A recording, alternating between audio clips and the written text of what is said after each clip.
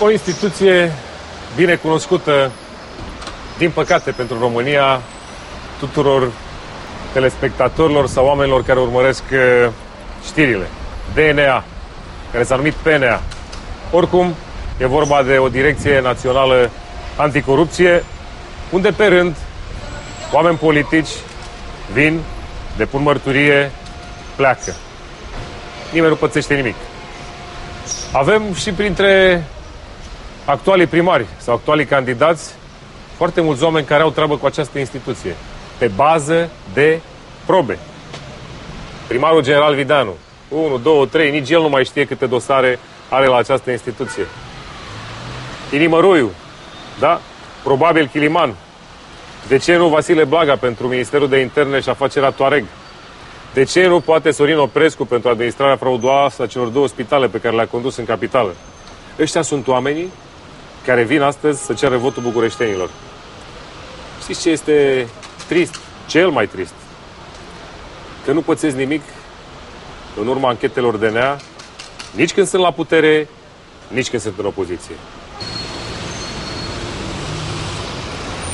De ce nu pățesc oamenii ăștia politici anchetați de DNA nimic niciodată?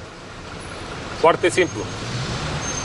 Toți au la mână unii pe alții, au documente infamante unii despre alții și funcționează următorul târg. Când ești tu la putere, mă ajut pe mine care sunt în opoziție, când sunt eu la putere, te ajut pe tine care ești în opoziție și merge treaba, bre. Cam asta s-a întâmplat. De ce oamenii ăștia mă urăsc pe mine? Mă urăsc pentru că i-am sfidat, am plecat de 2 ori de la putere pentru că nu accept asemenea jocuri. Am fost secretar general al PSD, când PSD era la guvernare. Da?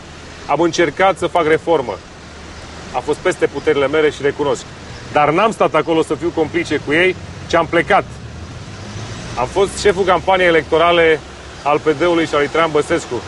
În 2004 am câștigat, am ajuns la putere. I-am văzut de ce sunt în stare, ce fel de oameni au ajuns pentru ca să ocupe posturile administrative și nu mi-a plăcut din nou. Și am plecat din nou de la putere. Pentru că eu nu accept asemenea complicități. Iar DNA-ul, care de multe ori se preface că lucrează, n-ar trebui să facă mari eforturi. Ar trebui să iasă din birourile alea, să vină ușor, aici, la margine, să vadă bordurile astea de granit din China, pentru care au dosar pe numele domnului Videanu și au reclamații. Ar trebui să ancheteze și să avem un prim vinovat. Poate Videanu, poate altcineva, dar poate Videanu.